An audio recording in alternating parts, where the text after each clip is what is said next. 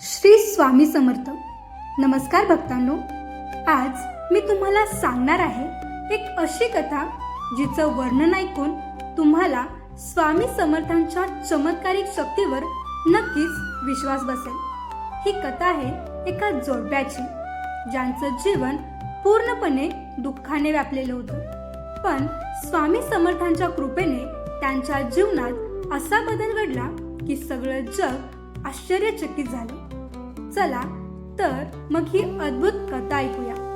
पांडुरंग आणि लक्ष्मी हे जोडपं महाराष्ट्राच्या एका छोट्याशा खेड्यात राहायचं.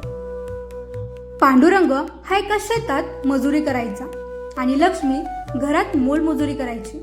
त्यांच्या लग्नाला 12 वर्ष झाली होती.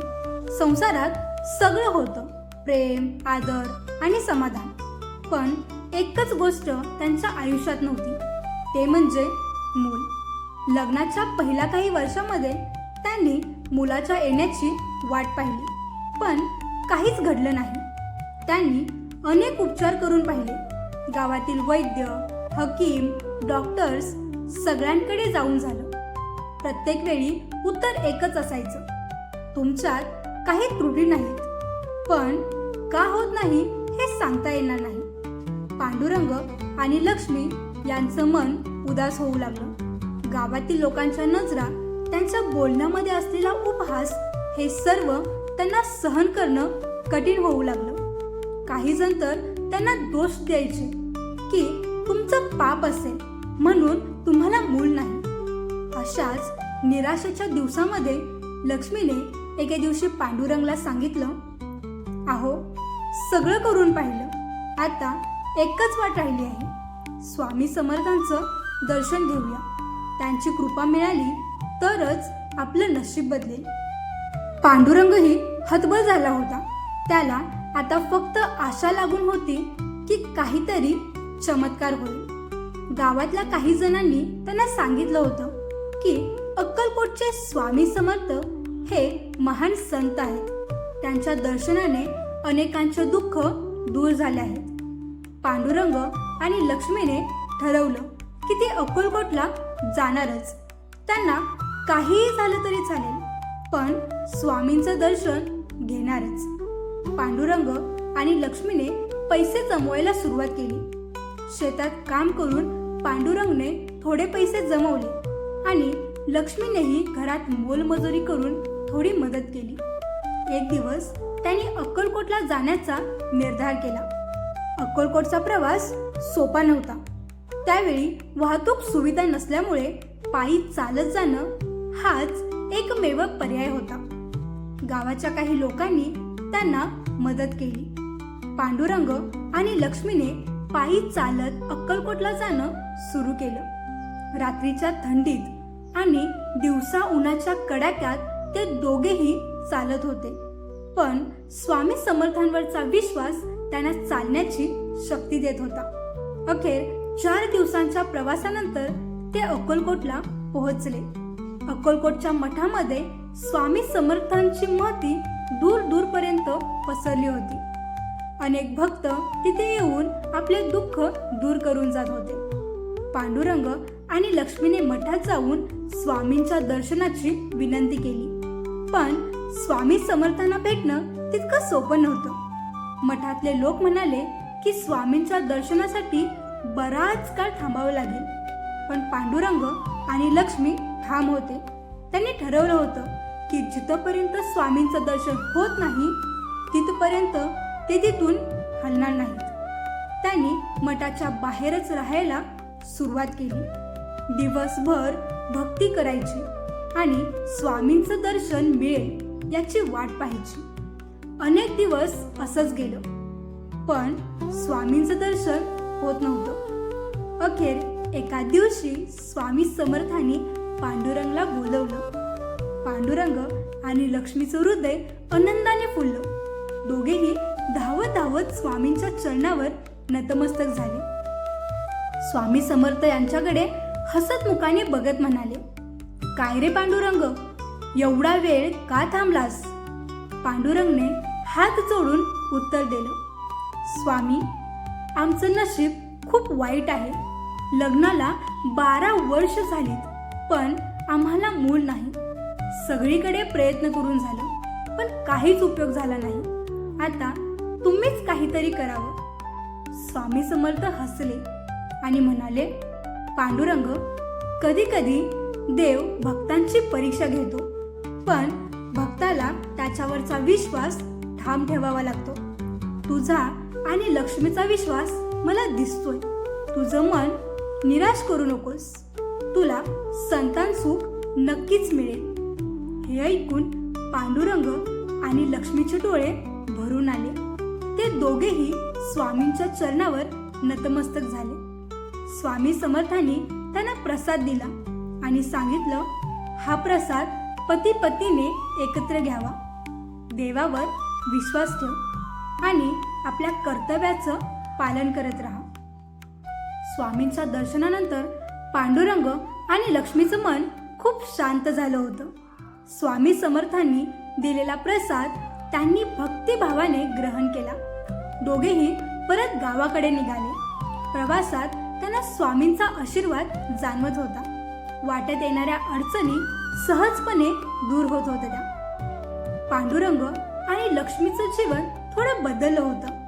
त्यांच्यात एक नवा आत्मविश्वास निर्माण झाला होता. गावात परतल्यावर त्यांचं रोजचं जीवन सुरू झालं. पांडुरंगने परत शेतात काम करायला सुरुवात केली आणि लक्ष्मीने घरकाम सुरू ठेवलं. दोघेही स्वामींच्या शब्दावर पूर्ण विश्वास ठेवून जगत होते. पण महिने गेले, वर्ष गेली, काहीच घडलं नाही. लक्ष्मीचं मन निराश होऊ लागलं. तिला वाटायला लागलं की स्वामींचा आशीर्वाद मिळूनही काही उपयोग झाला नाही. पण पांडुरंग मात्र ठाम होता. तो नेहमी म्हणायचा, स्वामींनी सांगितले म्हणजे नक्कीच काहीतरी होईल. आपल्याला फक्त विश्वास ठेवायचा आहे.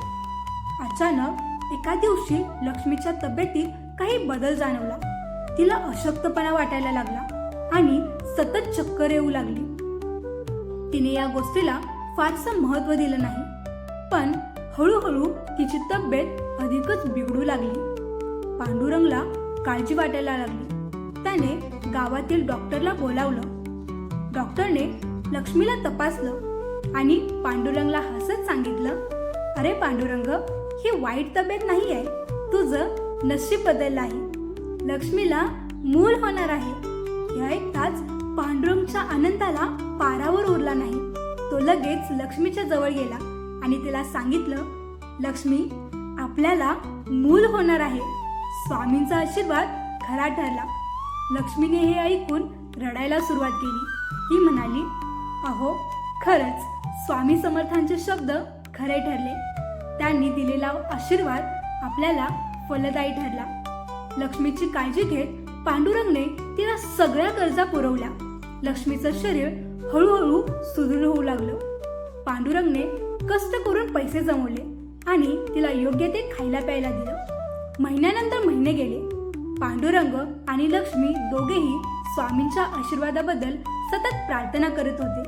त्याने स्वामींचं नाव घेऊन संध्याकाळी पूजा करणं सुरू केलं. त्यांच्या घरात एक नवा विश्वास निर्माण झाला होता. 9 महिन्यानंतर लक्ष्मीला प्रसूतीच्या वेदना सुरू झाल्या. पांडुरंगला खूप घाबरायला झालं, पण त्याने धीर धरला. गावातील सुईणबाईंना बोलावण्यात आलं. बाहेरच्या खोलीत पांडुरंग देवाचं नामस्मरण करत बसला होता. त्यांच्या मनात स्वामी समर्थांचं नाव होतं. काही तासानंतर अचानकच सुईणबाई बाहेर आल्या आणि हसत म्हणाल्या, पांडुरंगा, तुझं नशीब उजळलं. तुला पुत्ररत्न झाला आहे. हे ऐकताच पांडुरंगच्या डोळ्यातून आनंदाश्रू वाहू लागले. त्याने पटकन स्वामींचा फोटो उचलला आणि त्यांना नमन केलं. तो आनंदाने ओरडला, स्वामी समर्थ की जय. तुमचं आशीर्वाद कायमच राहू दे. बाळाच्या जन्मानंतर पांडुरंग आणि लक्ष्मीचं जीवन पूर्णपणे बदललं होतं. त्यांच्या घरात आनंद, प्रेम आणि समाधान भरून राहिलं होतं. पांडुरंगने ठरवलं होतं की स्वामी समर्थांचे आभार मानण्यासाठी ते दोघे पुन्हा अक्कलकोटला जाणार.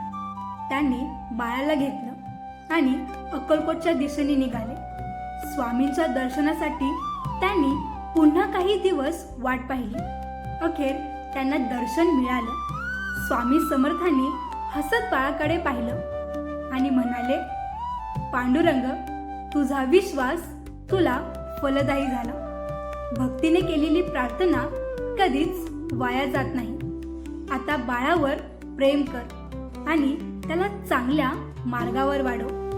पांडुरंग आणि लक्ष्मीने स्वामींच्या चरणावर डोकं टेकवलं. त्यांचं मन तृप्त झालं होतं. त्यांनी ठरवलं की हे बाळ म्हणजे स्वामींचा आशीर्वाद आहे आणि त्यांनी त्याचं नाव ठेवलं समर्थ. चला तर शेवटी याचा समारोप पाहूया. भक्तांनो, ही होती एक अशा भक्ताची कथा ज्याचा विश्वास अखेर फळाला आला. स्वामी समर्थांच्या कृपेने त्यांचं जीवन बदललं आणि दुःखाचं काळं ढग दूर झालं.